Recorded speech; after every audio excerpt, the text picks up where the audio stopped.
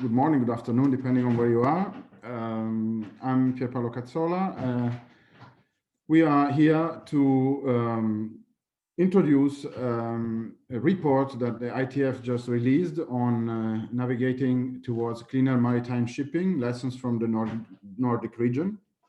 So the webinar will last about 45 minutes. The format will be, first we'll have a quick introduction of our panelists and speakers, which include the authors of the report and the person from Nordic Energy Research that worked with ITF on this project. Then we're gonna have slides and a presentation of the content of the report. And then this will be followed at the end of the webinar by a Q&A session. So I think the first step, as I said, would be to ensure that everyone who is going to be speaking has a chance to introduce himself. So I'll give the word to the different speaker in order of following the order in which they will speak. I'll take the liberty to say a couple of words about myself. So I've been working on this with Sven Soilen, who's going to be one of the speakers, to coordinate the project for the International Transport Forum. I work at the ITF as advisor on energy technology, environmental sustainability. The next, so I'll be introducing the first few slides. The next speaker will be Matteo Craglia. Matteo. Hello, my name is Matteo Craglia. I work in the energy team at ITF and have recently joined, and will be presenting the part on technologies within the shipping sector. Thanks, Matteo.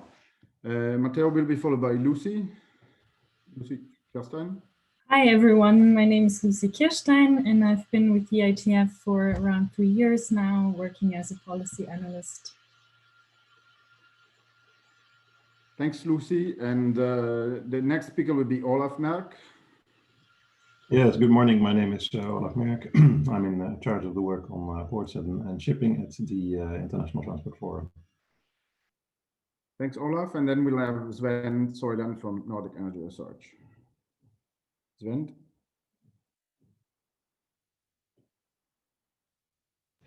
Yes, thank you very much for this opportunity to speak. My name is Sven Soilen, work for Nordic Energy Research, and we have been funding this project and following it with great interest. So I look forward to the presentation. Thank you. Thank you. So let's get into the content.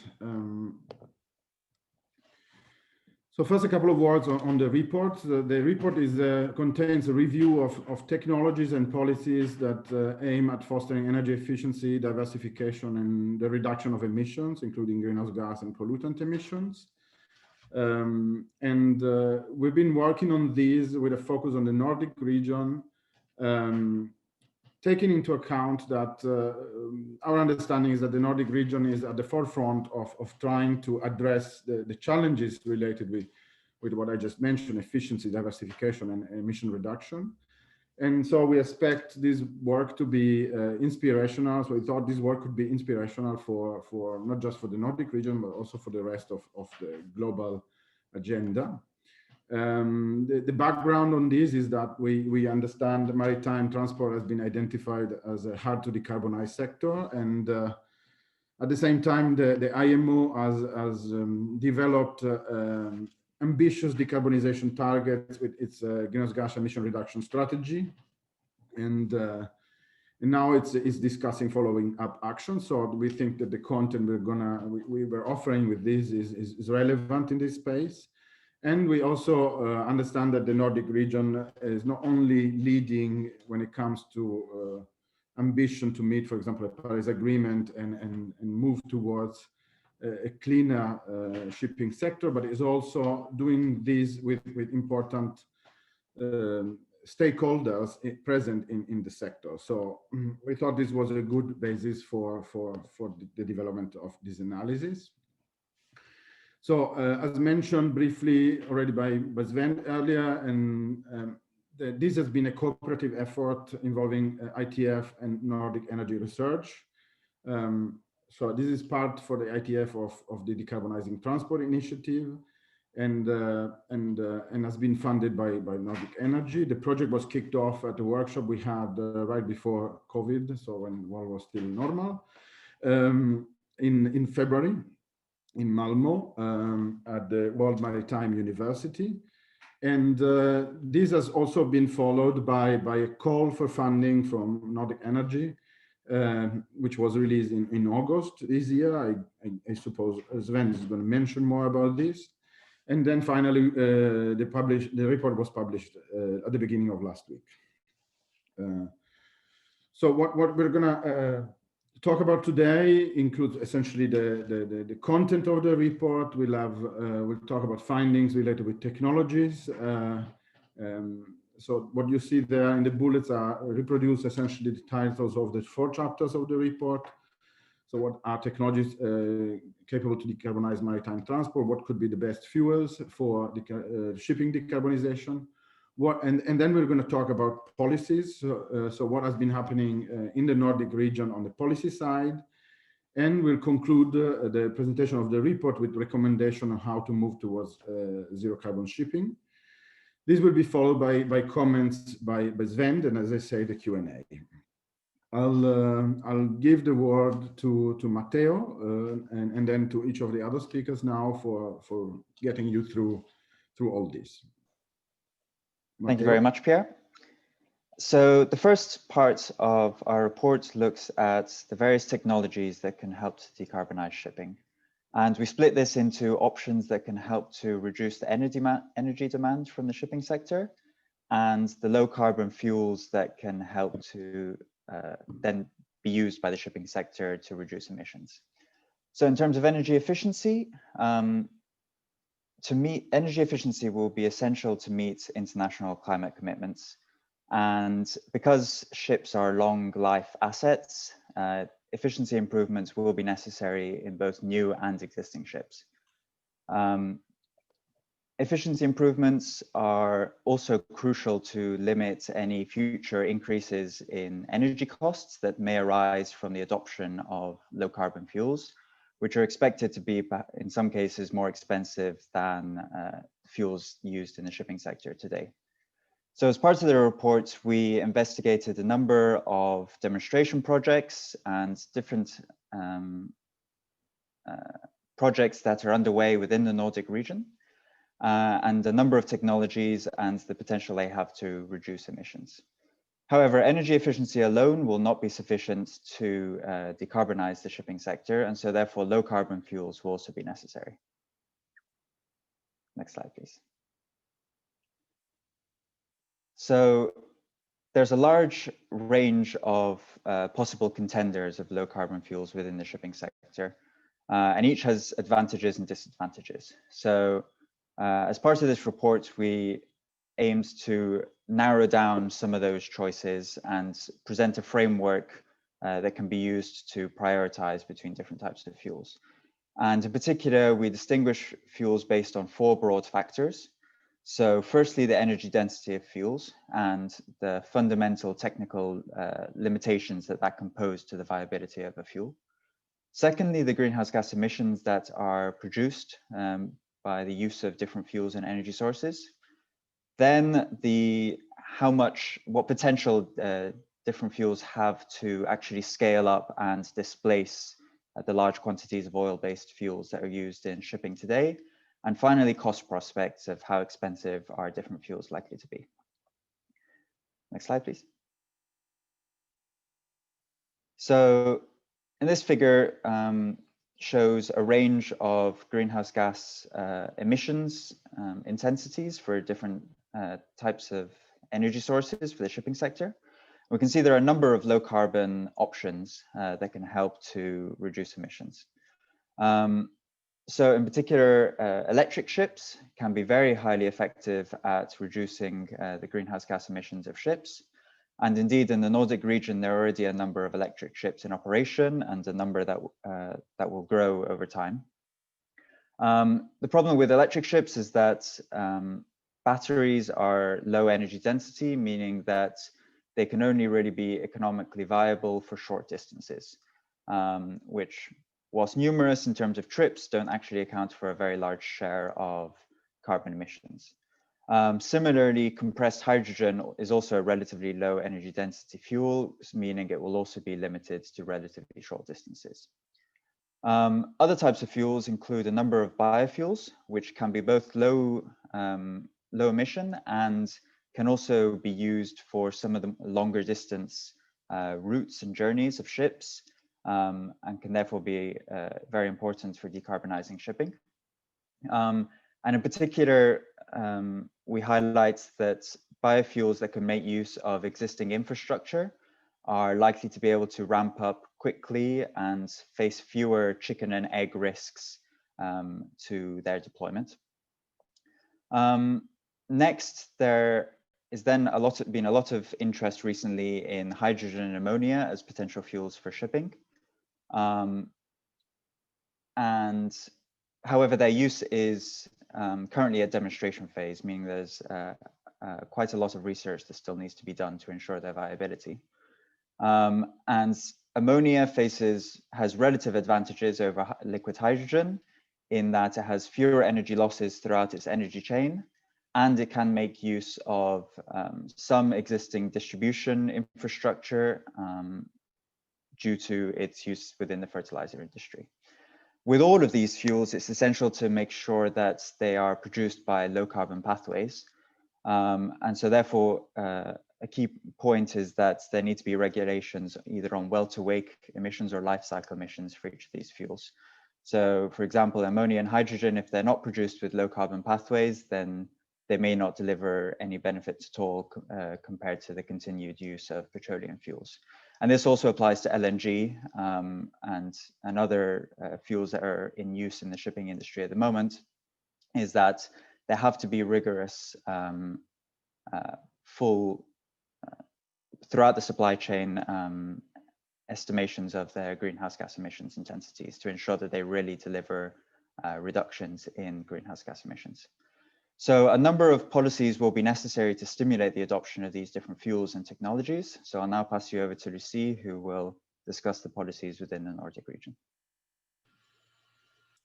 Yeah, so as we already said, Nordic countries are really front runners, and they're known for their generally more ambitious climate targets. This overview, however, shows that when it comes to shipping, Norway to date is the only Nordic country who has specified a separate emissions reduction target for that sector. So, for example, Norway wants to have shipping emissions by 2030, and fjords will become zero emission zones in 2026. And it looks like Finland will be the next government to specify sector-specific targets. There are also ports, shipping industry associations or companies who have volunteered their own targets for carbon neutrality that are generally more ambitious than what we see in the rest of the world.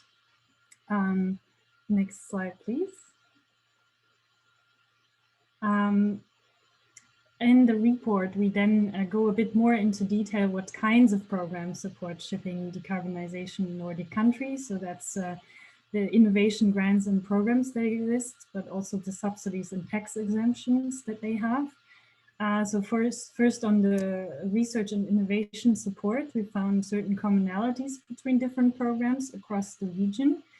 Usually they're characterized by a quite strong proactive government approach that tries to minimize the risks for companies willing to develop and adopt zero emission technology.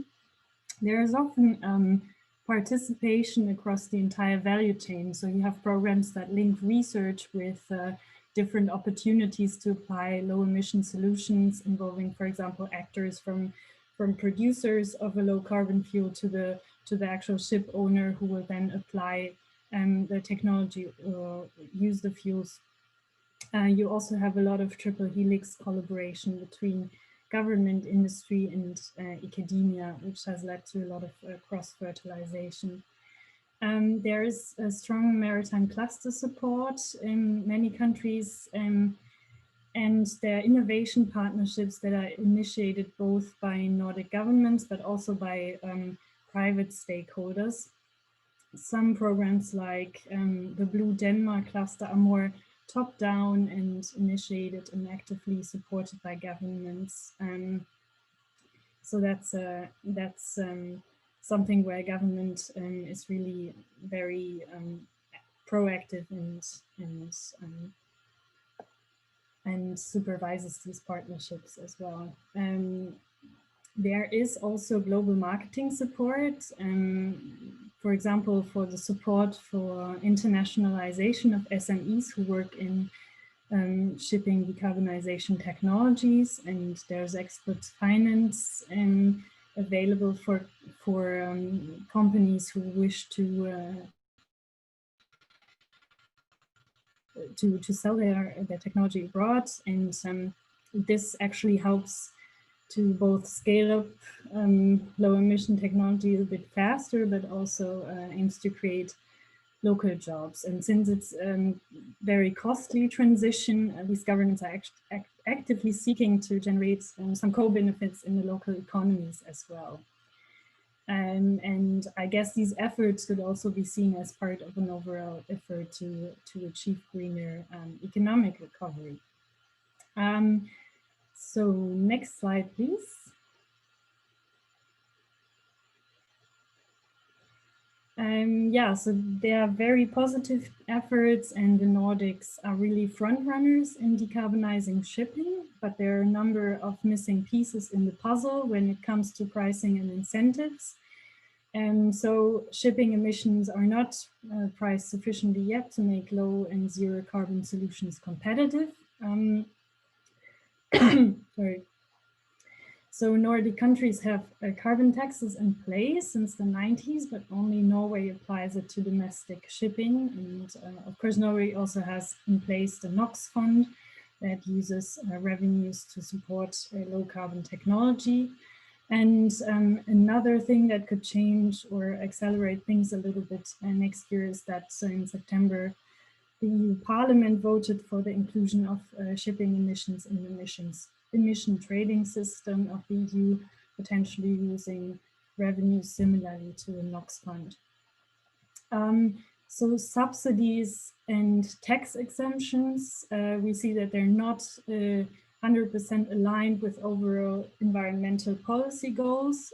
So on the one hand, you have support for tax deductions for R&D business expenses, you have aid for investments in environmental performance of ships and electrification infrastructure, you have schemes to promote modal shift to water transport, you have electricity tax exemptions for electric charging of ships, you have environmentally differentiated port and fairway dues, and in some instances also green procurement schemes, either for ferry services or green procurement rules in ports.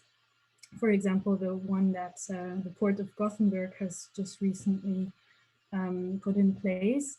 But on the other hand, you have energy and carbon tax exemptions for the shipping sector in all Nordic countries except for Iceland, which result in indirect fossil fuel subsidies of around 174 million euros per year. And second, the tonnage tax, which is one of the main instruments to subsidize the shipping industry at the moment, where the tax base is actually the net tonnage of the ships that a company operates rather than the corporate income or profit of that company. We found that this tonnage tax is often not conditional on environmental performance, except for Norway, where the tax amount is dependent on the environmental rating of the ship. However, even in Norway, vessels in the oil and gas sector are still eligible for tonnage tax, which seems a little bit contradictory with environmental objectives. So to conclude, there's a lot of support for low carbon solutions, but ambitious climate policy also means that we have to align all incentive schemes that exist and make them coherent towards achieving greenhouse gas reduction targets that these countries have set. And with this, I'm handing over to Olaf Merk, who will highlight the final recommendations of this report. Thank you. We basically provided 6 broad recommendations that cover all the areas that we highlighted in the report. The first recommendation is about energy efficiency, and that was really written within the view of the discussion, the global discussion in IMO on energy efficiency measures, where at the point of writing there were 2 different proposals. One that proposed a mandatory technical or design efficiency improvement for the existing fleet, and another proposal on an operational goal-based measure with carbon intensity indicators. What happened since we actually wrote that is that both proposals were put together in a compromise proposal, and that was actually discussed last week at the IMO Environmental Committee meeting. The proposal that was discussed there was actually less ambitious than what we recommended in our report, and we thought it could be effective if there would be stringent engine power limitations, if there would be ambitious carbon intensity targets, and sanctions if these targets wouldn't be met. These elements are not actually in the compromise that was adopted IMO. So I suppose what we're now dealt with is a situation where this is what needs to be worked with, and where possible, of course, to be strengthened in its ambition. Our second recommendation is about electrification, in particular to leverage the public sector procurement in different countries to stimulate further the electrification of the short distance shipping. Of course, and it was mentioned before, the Nordic countries have advanced significantly here, but we think still more could be done. For example, by using the buying power of states to expand electrification to, for example, harbor ships, tugboats, or icebreakers. Then we think it's also important to expand and continue to work on global definitions and standards when it comes to electrification, both the onshore power supplies in ports, but also charging facilities, all related to electric ships. And as part of this, also, of course, to have attention to the sustainable battery supply chain, so that the whole supply chain that is going into the electrification of ships is actually also sustainable.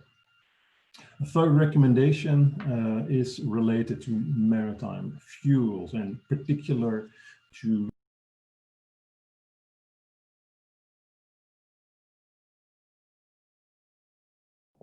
Olaf, you muted yourself. I think you need to unmute.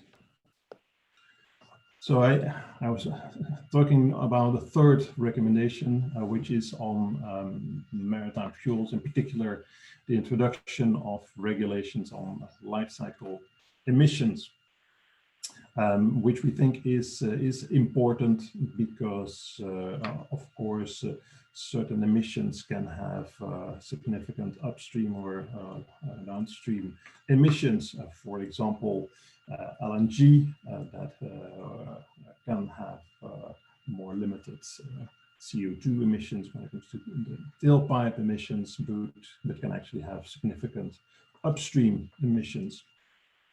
Important there is also to take other sustainability indicators into account. For example, if we look at biofuels, to also look at the impact on land use.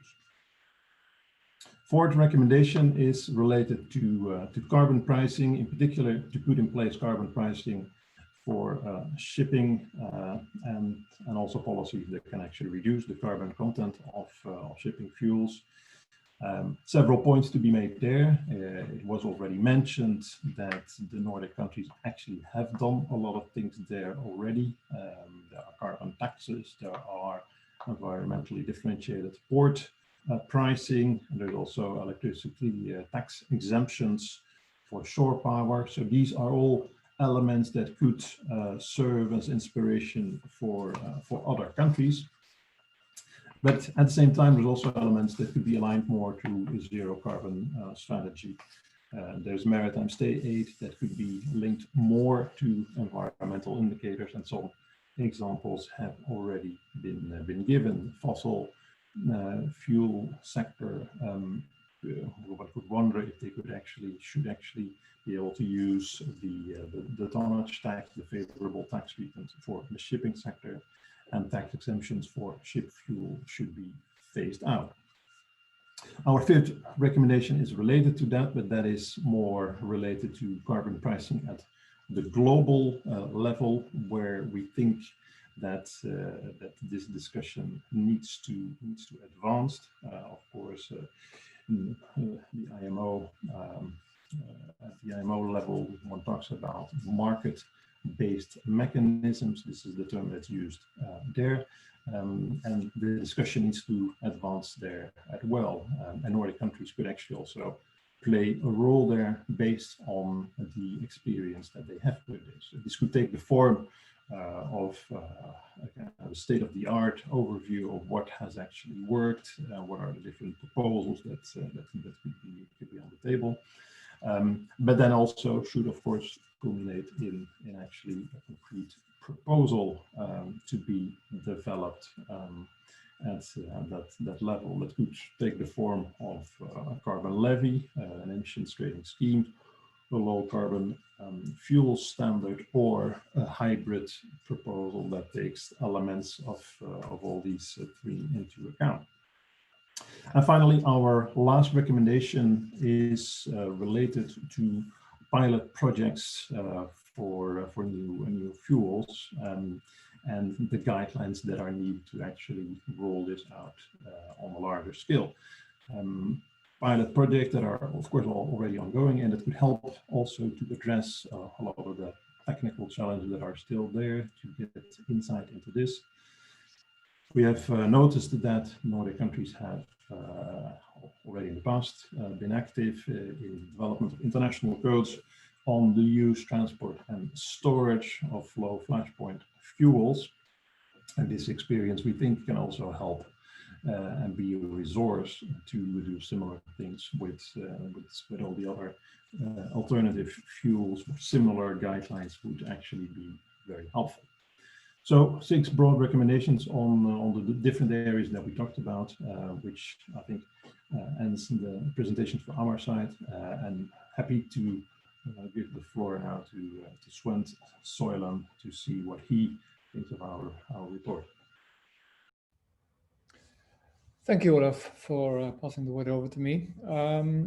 First of all, I think the report gives a very updated overview of what's going on in the Nordics. It's a very fast evolving landscape, so we should probably do an update quite soon. I also think that it gives direction and sound policy advice for politicians. But it also uncovers the pitfalls where policies are not coordinated, neither on a Nordic level or even less so on an international level. So there are very interesting lessons to learn from recommendations and so on. I would like to move on to a related project that also was inspired by the workshop we had in Malmö, which is a research program that we have that we launched in August. We had a project was hang on, next slide, please. So first of all, we have embarked on a study because we wanted to join forces in the Nordics. we all do each other work, and we do have our own national research programs. But adding it together is, in our opinion, would be very valuable.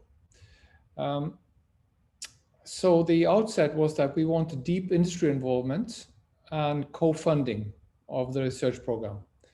And we wanted to focus on projects that had a high technology readiness level, which could mature zero emission fuels. Our aim is 3 projects starting in 2021, lasting for 2 years, 10 million Norwegian kroner each, roughly. We opened up for 3 types of fuels: biofuel, electric, and hydrogen/ammonia. Next. So the interesting thing that we ended up with quite a small number of applicants, but very strong consortia with deep industry involvement as we wanted. Looking back at the previous presentation, it deals directly with recommendation 7 on pilots, and it also highlights the increased interest in ammonia, because all projects relate to ammonia one way or the other, all applicants. It means that we are probably, the project we're supporting in 2 years' time will probably have helped mature and test out the most hyped fuel nowadays, ammonia. We also hope, of course, that this project will secure that safety guidelines and usage of hydrogen and ammonia on ships can learn lessons from the codes that have been developed for LNG use on ships.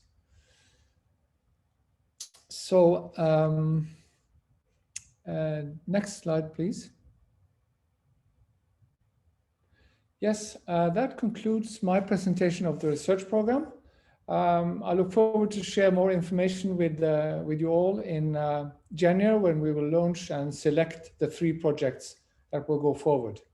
And finally, let me just congratulate the authors of the report with a very thorough and timely report that I think will be most useful both for the Nordic governments and also for a global audience. So thank you very much, Olaf. Thank you very much, Sven, and thanks to everyone. So we're gonna have some time for a Q&A session. To people that are connected to the webinar, you have the possibility to enter your questions in the Q&A tab. So please feel free to do so, and I'll pick them up and ask them to our authors. In the meantime, while questions come up, I would like to get started with some questions to the different authors. Maybe we can start from Matteo. Matteo, do you see a timeline for technologies that will contribute to low carbon shipping? And do you see some things coming first and others coming later, and why? Sure, that's an excellent question. So in particular, there are a range of technologies, and each are at different stages of technology readiness. And so in particular, energy efficiency technologies, a number of them are already highly developed and can already be adopted in shipping. And this is an urgent priority within the next decade, is to ramp up energy efficiency improvements within ships. Similarly, also a number of sources of energy, fuels. There's a difference between different types of fuels in terms of their technology readiness level. Indeed, electric ships are, again, as we've noted, there are already a number within the Nordic region that are already being deployed, and that's all trends that we'll see increasing in the next decade as well. While as other fuels, particularly fuels for long distance shipping, will face, still require a bit of research. So notably hydrogen and ammonia will need to be tested and have guidelines in terms of the International Code on Low Flashpoint Fuels, the IGF code. And so this will require both demonstration projects and guidelines for their safe use, which will take a number of years, and but hopefully will be ready towards the end of the 2020s for then large-scale adoption. In terms of biofuels, there are already a number of biofuels that have already been tested, also within the Nordic region. And there, in general, lots of biofuels face constraints on the yield of their feedstocks. And there are some technologies, such as integrating renewable hydrogen within some of the pathways of biofuels, that can help to scale up hydrogen, but again, also require some additional research. Thanks. Maybe just quickly a follow up, since one of the questions that came in from Bill Hemmings is about methanol. Can you say a couple of words? Have we covered methanol in this report? And sure, absolutely. So methanol, I'd say in terms of low carbon options, there are two distinct families of one from, well, I guess that there are biofuels in many cases where they use renewable sources of carbon as the feedstocks to then produce methanol.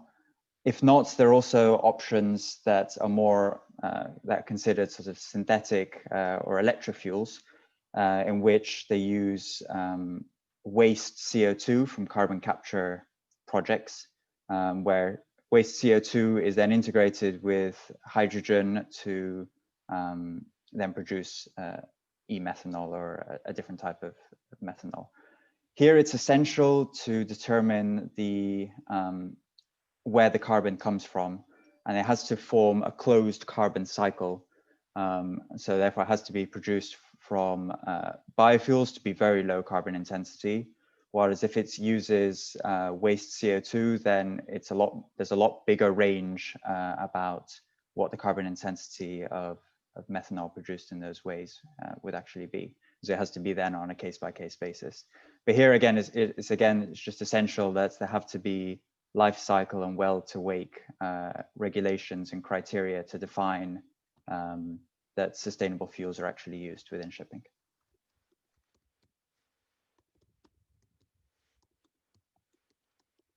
thank you. Another question is more focused on policies, and it's from Stefan Bakker. What are the prospects of developing regulations regarding life cycle emissions of maritime fuels? I don't know if anybody between maybe Olaf or Lucy wants to take this.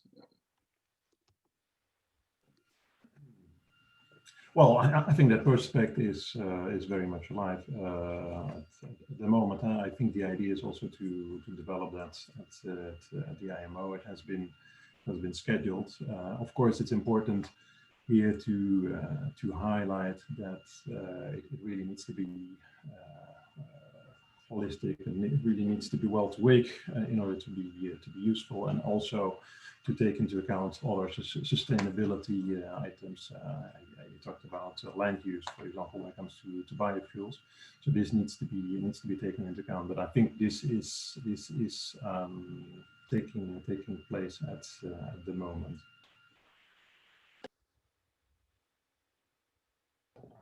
Thank you, Olaf.